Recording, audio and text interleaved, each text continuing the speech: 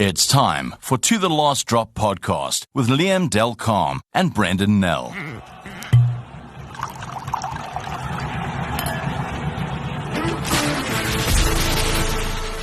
This is To The Last Drop. I'm Liam Delcalm. And I'm Brendan Nell. In this week's episode, we have a returnee, a man who was on our show last week, Gavin Rich, writer for Supersport and a few other publications. I'm sure, Gavin, that you've observed a couple of things since we last spoke that would have given you some proper insights into the second test ahead of us, Ireland against the Springboks in Durban, the Irish hoping to secure a draw in the series. What have you made of the first one, and what are we kind of looking forward to in the second? Well, as you said, I've seen some things. I've seen some talking heads down at the team hotel. You know what press conferences are like these days. So I remember the old days when we went on tour. The guys, the supporters, would come up and say, "Is die manne reg?" I can't answer that question because we're not as close and intimate with them as we used to be. Not intimate in a sort of sordid way. No, but I certainly think that the momentum that people spoke about last week when the Boks won is being carried through into this week. I think the guys are all very positive. There's a feeling that although not every rugby writer in South Africa might agree, there is a feeling that the Springboks are on the right track. And we had a couple of interviews with guys this afternoon, some of the backline players. And Jesse Creel and Damien Delendi all very positive about the contribution of one Tony Brown, of course, the former All Black fly half and Japan assistant coach. He was never ever head coach, was he? There, I actually was trying to figure that out the other day. As far as I know, he was always assistant to Jamie Joseph. But anyway, there's a lot of positivity. Not everything worked last week, but there's a feeling that we've got a whole lot more threats in our attacking game now than we used to have, and without sacrificing the strengths and the old strengths, of course, being running around the corner. When it comes to attacking, attacking around the corner onto the opposition line, and our defence, although it became a little bit porous towards the end of the game last week, is still on track as well.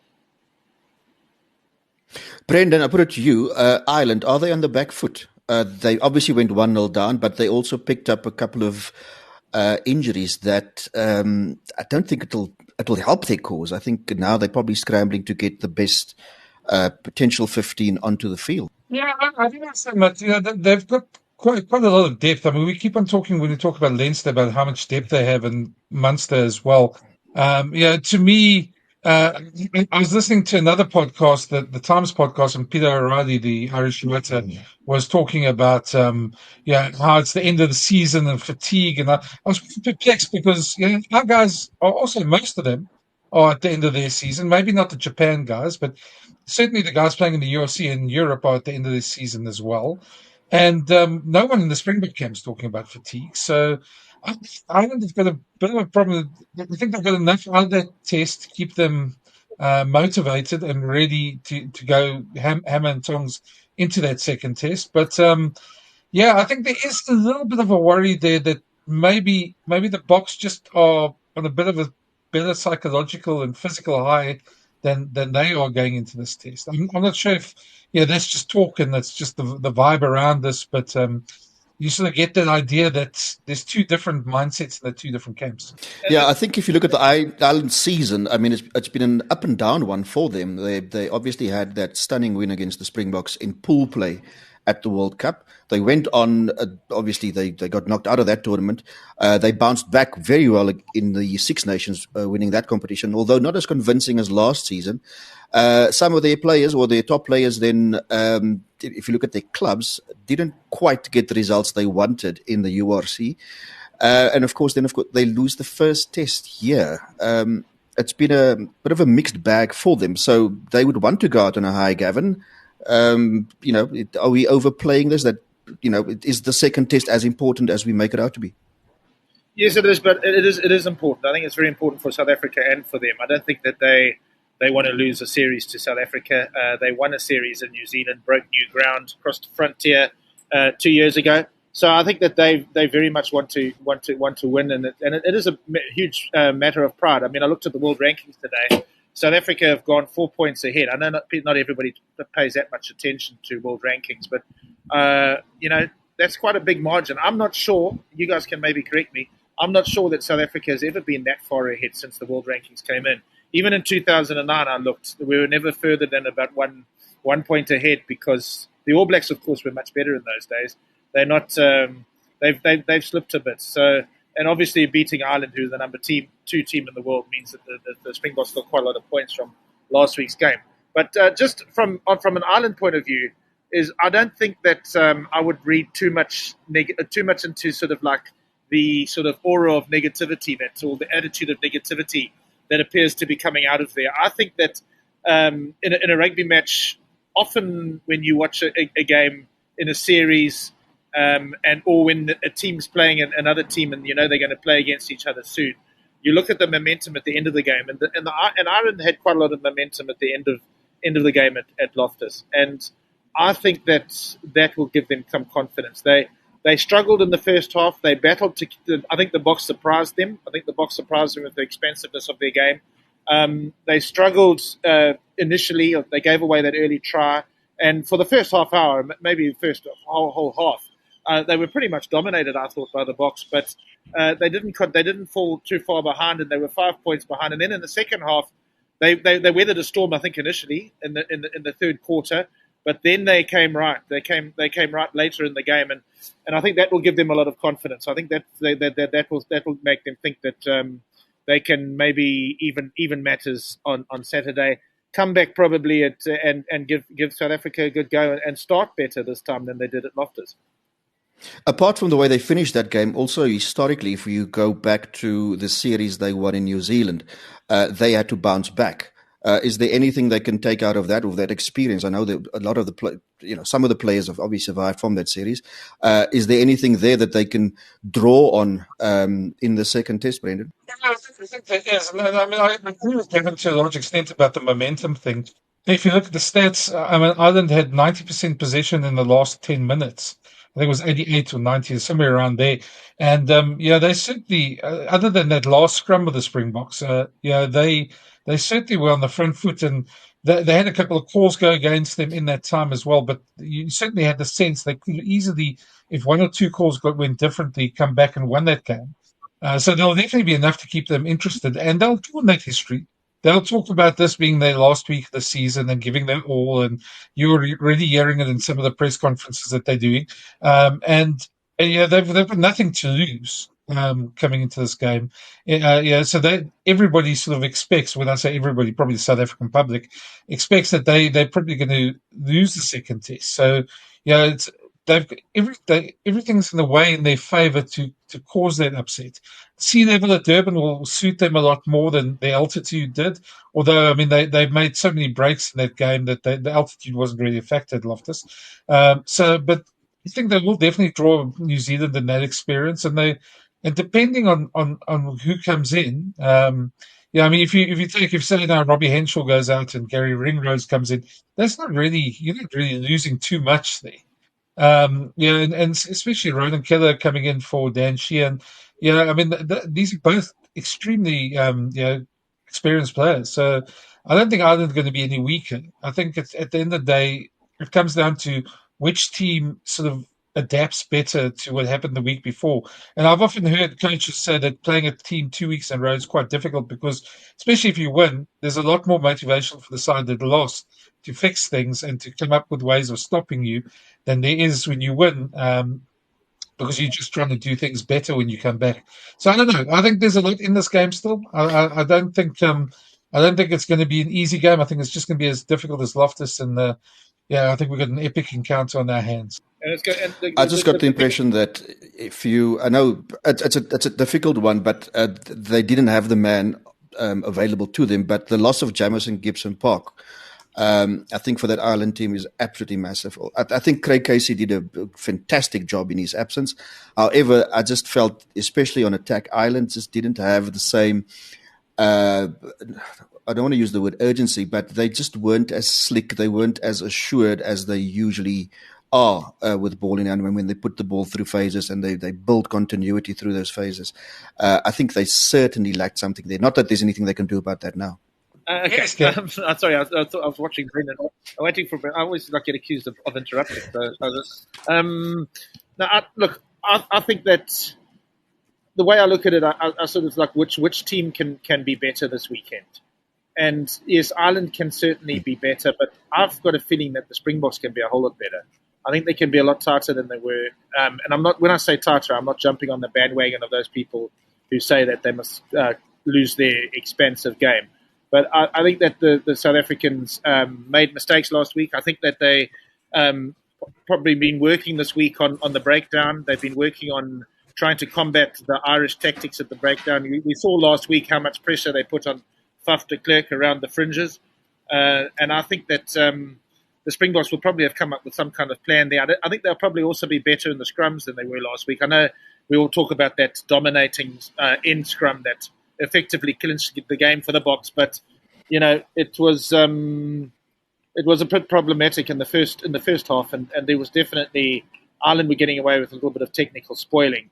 And I think that the Boks have worked on addressing this week. You can never tell. What the biggest changes often in games, like between one game and another, are often in those areas, like in the scrums or in the lineouts. A team can misfunction completely in those areas on one week, and then the following week, because they've worked at it, suddenly they're on top of their game. And I think that could be the same in the loose forwards. I think that is going to be another titanic struggle in the loose forwards. I think it's going to be both teams are going to attract the ball ferociously, and it's going to be quite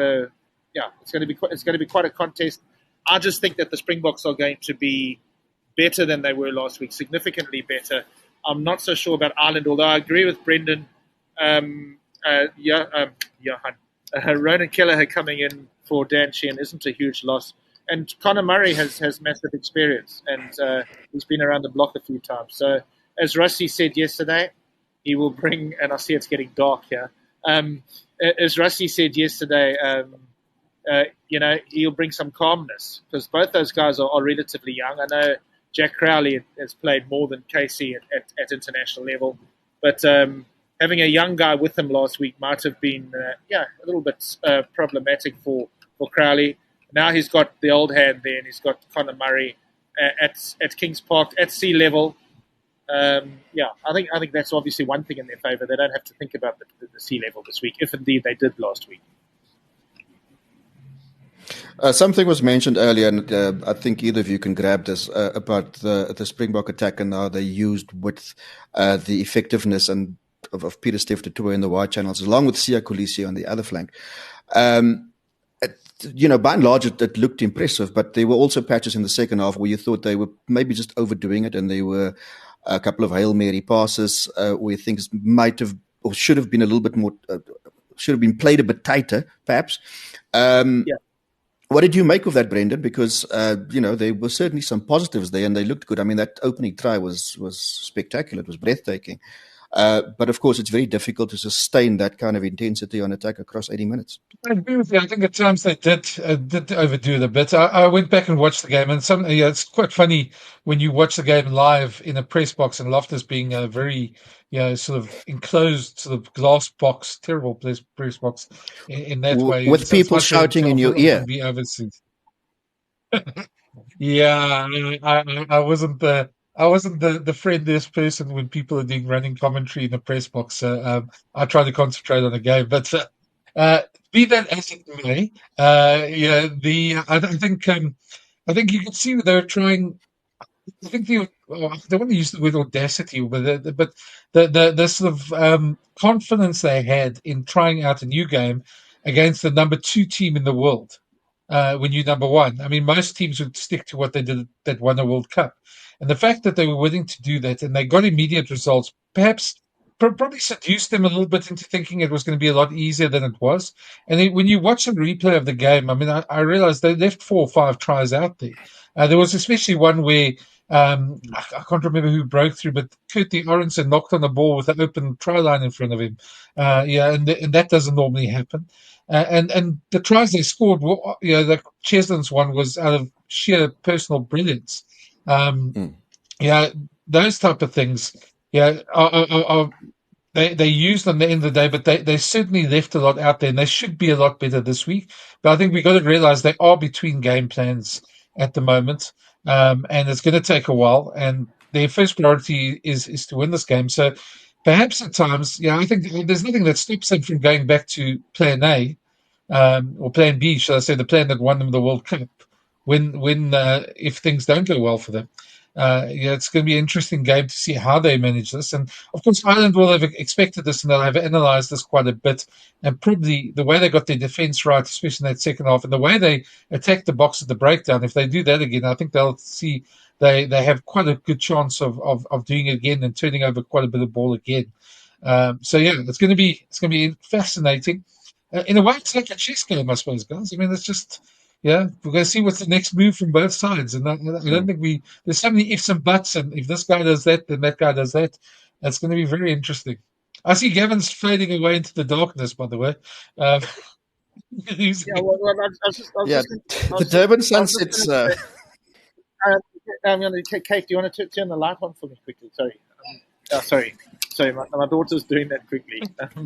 I was just going to say that in my match report. Thanks, Kate. There we go. In my match report, coming from the North Coast, in my match report on Supersport.com, I did say that I thought that there were times in that game when the box reminded me a little bit too much of the Stormers, which is what Liam was saying when you talk about Hail Mary passes. Not quite as ready to get rid of the ball quickly as the Stormers maybe. There is no Chiva Diamani or Warwick Gallant in the box side, but there were times when they were a bit loose. But those are teething problems that I think that will come out. I just think it was quite phenomenal in retrospect that they actually won against the second best team in the world. And it was more comfortable. I know they were nervous in the end and that Ireland came back and they were with 7 points. But it was more comfortable than I think we anticipated it being. I just want to say that it's a pity that we don't have Bernard Jackman on the show like we did last week, because I think that there were times in that game when I felt that some of the words that he had in this podcast last week were eerily prophetic. You'll remember that he said that he felt that the one chance that Ireland would have is if South Africa are between games. In other words, and he mentioned that Jacques at Leinster has put them a little bit between games in the sense that they've moved from being an attack-orientated team to one that sort of emphasizes the defense a lot more than they did. And he did say that he thought that with Tony Brown obviously coming in, Tony Brown would never have agreed to take the job if Rassie hadn't told him that their philosophy or that Tony Brown's philosophy was sort of where the Boks want to go right now. So I think that he was on the money. I mean, Bernard last week when he said that the one chance Ireland have, and it was the one chance that they had, because when the Springboks got loose, that was when they allowed the Irish back into the game. Now, the interesting thing here is, do the Springboks feel emboldened enough to continue on that path this week, or do they just go for the series win, make sure they get it, and they can revert back to what they're trying to achieve in terms of that long-term objective in the attack once they take battle or do battle against Portugal a bit later on, and then even obviously go into Rugby Championship? Or is it the case of go full throttle now? I think that you've got to remember where they played that last game. They played it at Loftus. It's a fast field. You look at the URC games and in the past Super Rugby games that were played there. Any game that played at Loftus normally is quite high scoring. And I remember sitting when it was 13-8, heading towards the hour mark in this last game, and I was thinking this is most unlike a Loftus game because it looked like it was going to be a low scoring game. And then there was a flurry of scoring at the end. So I think that the Boks probably were always intending to try and out-tempo them a bit and run wide in that game last week, surprise them and on the faster surface, because Loftus is a faster surface than Kings Park. I think that in Durban there'll be a little bit more balance. I think that there'll be a bit more that old word pragmatism to the Bok approach. I don't think they're going to put it away though. I think that the players are just way too excited about this new way. Somebody like Jesse Creel, for instance, is getting the ball now on attack as much as he gets it when he's playing club rugby in Japan, and that really excites him, and rightly so. And somebody like Damien Delendi is finally being recognised for one of his biggest strengths, which some coaches have recognised in the past, but often it's been like sort of neglected, which is he's one of the best passers of the ball around. So the South African distribution skills are, there's so much potential in this Bok team. So I don't think they're going to want to put it away now. I do understand what you're saying, though. There's other games to come. This isn't the end of the end of the season for the Boks like it is for Ireland. This isn't like our sort of only chance to sort of to show what we've got. We've got other opportunities to do it. Watching the games last week, obviously the All Blacks will always be tough in the Rugby Championship, but I think we can. I know we've got a bad record in Australia, but I think you can go to the Wallabies and you can experiment a bit with selections and with game plan. And ditto Argentina, where you're playing them home and away. It's just the All Blacks that you have to sort of take a sort of real gravitas approach to. And I think I think on Saturday that the Boks are going to play to win. I mean, not that they didn't this last week. I think that they thought that the way to win last week was to surprise them and to out-tempo them early on. So in the on Saturday, I think we're going to see a more pragmatic approach, a tighter approach. But I have a feeling that we're going to actually see the Boks score more tries than they did at Loftus. Actually, win by more rather than score more tries. I think that's more to the point. I don't think they're going to. I mean, they scored 3 tries at Loftus, so it's going to be going some. But I think that we're still going to be chatting about the Springbok attacking game on Saturday night and talking positively about it. I think just to jump in there, guys, and just say as well, the one thing I think I think they'll probably be more pragmatic, knowing the Boks like we do. They wouldn't have been happy with the way the scrums went. They would have Don would have put a lot of work in that this week to make sure that's right, to be a lot more clever. Bongi spoke about it also this week about having a much fairer contest there.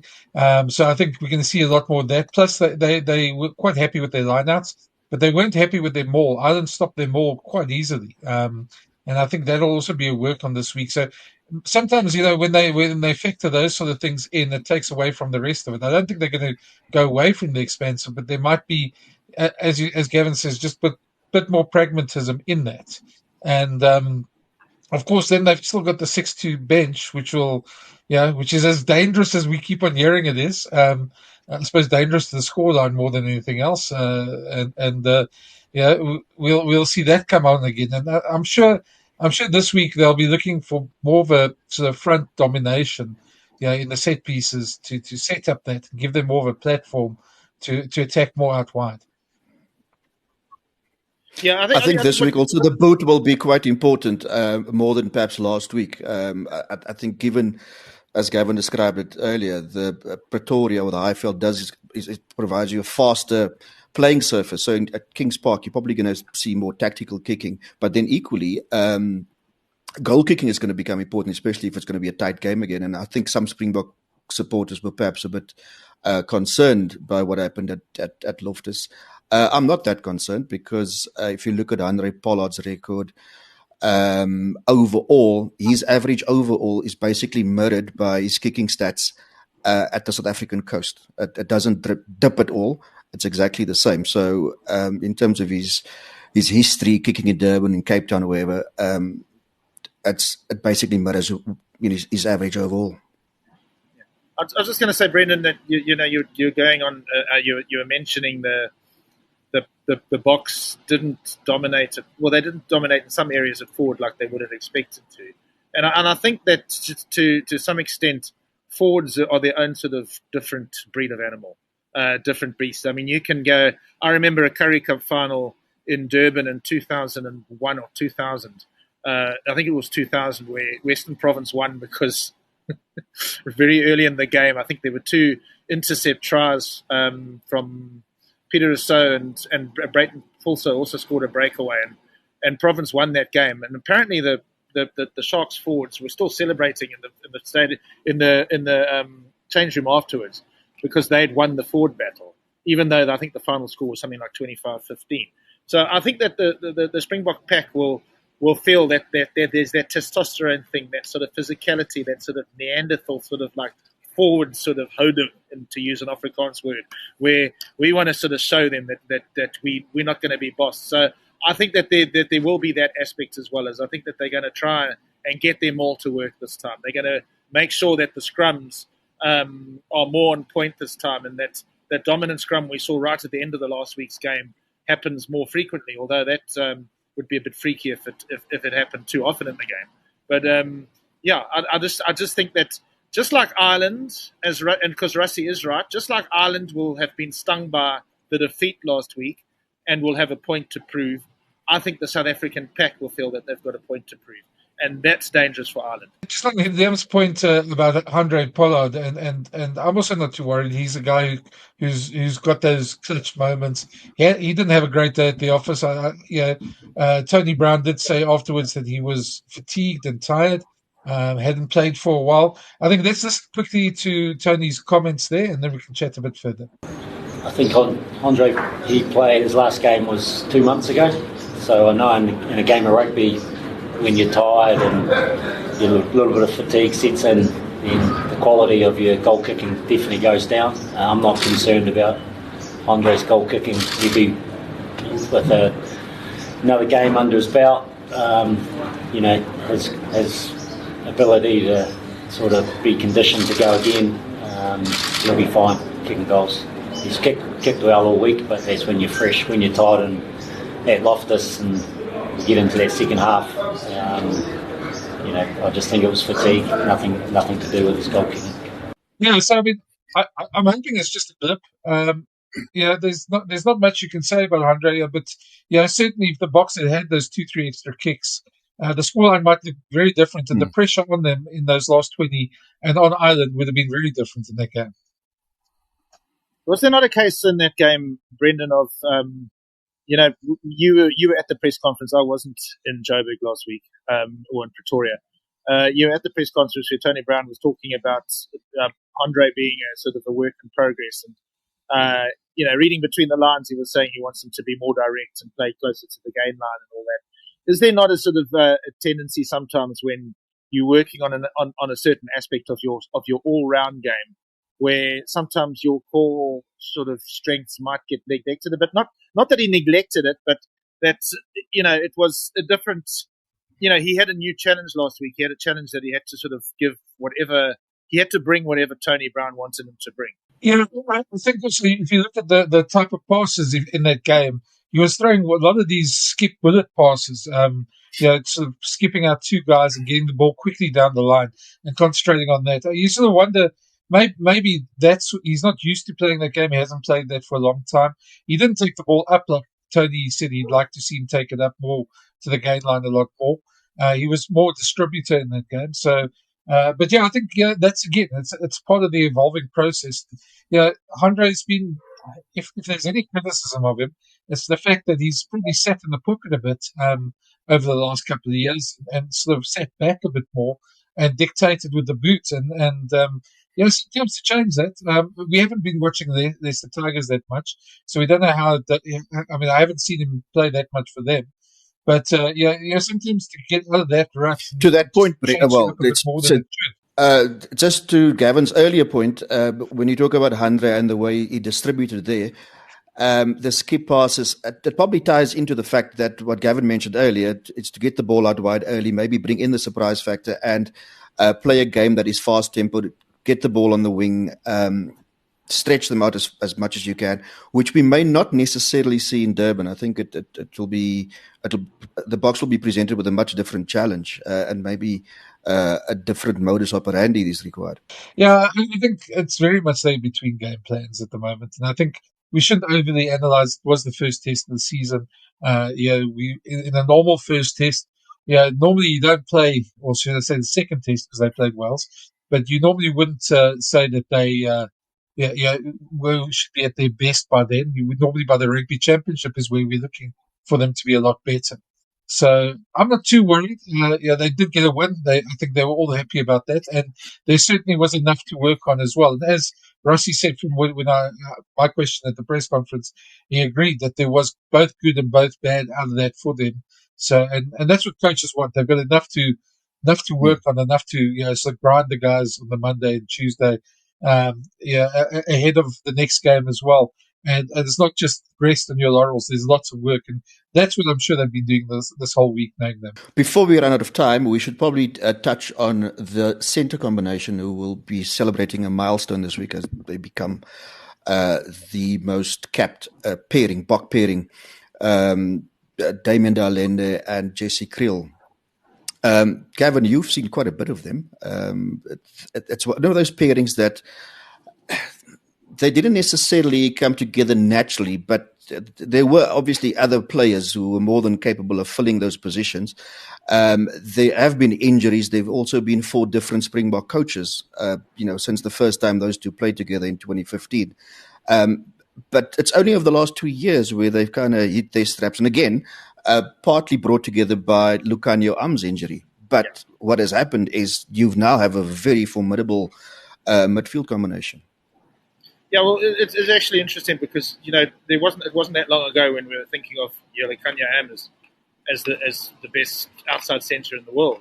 You'll remember that test we lost, the Boks lost in Joburg in 2022 after having won in Nelspruit, and Lukhanyo almost kept the Springboks in the game in that match. I mean, I've been a little bit concerned that maybe in Lukhanyo's case, the injuries that he's had have possibly taken away his ability to step. And that might be a problem. But I've always rated Jesse Kriel, certainly on potential, and obviously Damian and de Allende. I mean, he's played he was at the 2015 World Cup, and he's been, and now we know that he can almost play 2 different games because we know he takes the ball up, but he's also a very good passer of the ball. And Jesse Kriel is just has been given sort of momentum in a way because of Lukhanyo's injury. Jesse was given several games in a row, and I remember I won't say who, but there was a coach. He was actually a director of rugby rather than a coach in South Africa who was quite concerned when Lukhanyo was when it was announced that he was not available for the World Cup, that he was actually injured. There was a feeling that that the Boks are going to lose quite a lot by not having Lukhanyo, and yet Jesse almost turned out to be one of the Bok players of the tournament. So I'm just sort of quite flabbergasted that they're beating Jean and Jacques' record, because to me it doesn't feel like they've been playing together that long. I mean, when I first heard that, in fact, Tony Brown said it, I almost wanted to correct him, sort of saying, no, I don't think you're right about that. But I'm glad I kept quiet. But it does seem almost flabbergasting that I thought that Jean and Jacques were around forever. I mean, it felt like they played a lot more than 30 tests together. It felt like a lot more than 30 tests. But the interesting thing is Lukhanyo also played 29 tests with Damian. So I mean, whoever Damian de Allende was going to start the season off with, he was going to break the record with that person. But I mean, as a centre pairing, the last 2 years they've been absolutely fantastic. I mean, I described them as on defense certainly as yard dogs, but they also thoroughbreds. I mean, in every other sense. Brendan, does that combination infuse you, or do you think the de Allende Lukhanyo partnership is the better one? Sorry for throwing you under the bus. No. Listen, guys, you talk about Jesse them being thoroughbreds. I've had the misfortune, and anybody who knows me, I've had the misfortune of having to gym with Jesse at one stage by accident. We ended up in the same gym, and anybody who's seen Jesse in the gym knows that I don't think he has an ounce of body fat there. He's definitely a thoroughbred. But that be that as it may, Gavin, just on your point, Jesse was in the 2015, and I think in fact they were the combination in the game they lost against Japan. because Jesse was the guy who missed the tackle that was the last try that gave Japan the victory back then. And you think that just seems like years and years ago. I think on the Jean-Jacques thing, and your point there, I think what probably made them play a lot less is that Jean had quite a bit of injuries, over the years, and was out with quite serious knee injuries, and that probably took away from that record a bit. Where it would have been a lot bigger. But yeah, I mean, to me, the proof is in the pudding. They're playing great rugby. They were playing great rugby at the World Cup, and you can't really argue with that. And while it's working, don't fix what isn't broken. I think also what is slightly confusing here is sorry, Gavin, is it's almost like they've had two different careers in that they played together for a bit, but then 2017 happened. There was that bad loss against Ireland in Dublin. Damien then kind of disappeared off the scene, and there was probably an injury or two. So it took them probably 3-4 years to be reunited again. So they played again in 2022. So that's probably why you get the sense that they haven't played together that often. Yeah, well, you talk about Damien not playing in 2017, and that was because the forgotten man of South African rugby, I always think of him as the forgotten man, was Jan Serfontein, was actually playing centre, and he was actually probably one of the best players under Alistair Coetzee, and he's never played again. So South Africa has huge depth if you think that Jan is still out there playing, and he could probably be brought in as an inside centre. And Damien Willemse, to me, is probably more of an inside centre than he is a fullback. That's just my own personal opinion. But I was just going to say that I was a part of an interview today with Jesse, and I don't want to because it's an embargoed one and it's for a week's time. But I just reminded him. I just reminded Jesse that because he used the word wing somewhere, and I said, talking of wings, because he'd been talking about John and how he had always admired John, and he ended up playing with John a bit. And then he said that, but then he was waiting in the wings. And I said, yes, quite literally. I don't know if you guys remember him playing on the wing outside John in that game against Argentina in Durban in 2015 under Heineke Meyer, where the Springboks were probably one of the most embarrassing performances, certainly on home fields. Only maybe eclipsed by a couple of years later at exactly that same venue when in fact it was a year later when New Zealand did us 57-15. But it's so that's what you also forget about. I mean, Jesse, because Jesse's only 30, so he must have been like 22 then. And I remember when he first came in and was playing centre, there was always a debate about whether he should be playing centre or fullback, because it was actually as a fullback that he first came onto the scene. And I remember everybody saying, and I used to write back in the day, and maybe it was because Lecanio had sort of established himself at 13, and I've always felt that Jesse was too good a player to leave out. I used to often say that he should be playing wing, and I'm going to be unpopular for saying this, but there are still times when I watch the Boks play, and there are still times when I sort of think, well, as brilliant as our two smaller wings are, there are times when I do wish we had one big guy there, like a big, strongly built guy there. Just in certain situations, when you're a couple of meters out from the line, and you want to use that physical force to get through, and it's not stepping in pace. And Jesse, to me, is often sort of. I've often thought that he could probably have done well at wing as well, if he'd been asked to play in that position. But it was great seeing him on Saturday playing. I don't think that the Springboks have tried to play the ball to an outside centre on attack as much as that probably since the days of Donny Gerber. And he really revelled it. As I say, he does like to get the ball in his hands, and he is like the sort of obviously the key man on defence, as the number 13 always is, and he is very good at that as well. And that's what he was really renowned for. In the not too distant past, but now we're seeing his full array of talent and his full sort of arsenal, if you like. Yeah, he certainly doesn't mind the rough stuff. I remember there was a game. It was either the quarterfinal or the semi-final at the World Cup last year. And he came into a mixed zone after the match, and very early on, he was quite happy to sort of put his hand on his head. to show us there was a battle scar that he was quite keen to show us. He said, he was making the point that, they're not scared to get stuck in and sort of bleed for the cause. And, he didn't quite say we'll die for the country, but I mean, he was almost on that path. Yeah.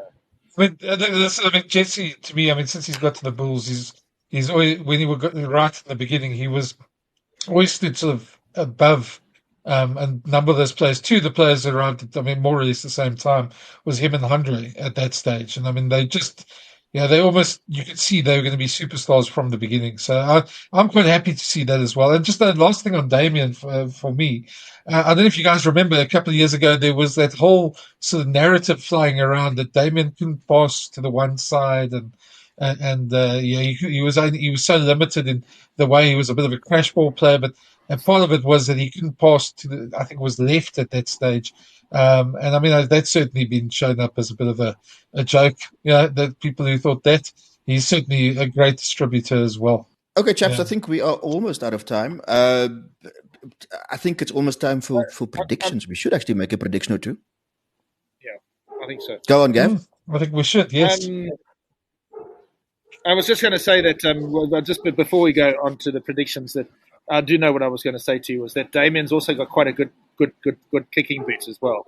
And there was talk of at one stage of him being able to play fullback at Western Province. I don't think he ever did, but he's a very talented rugby player, and it's nice to know that there's a good rugby player that came out of Milnerton, who is sort of like starting to develop as a rugby school down there as well. Not that I went to Milnerton, but I live in the area. The predictions for Saturday. Careful now. Yeah. Predictions for Saturday: South Africa to win. We need to be a little bit more specific.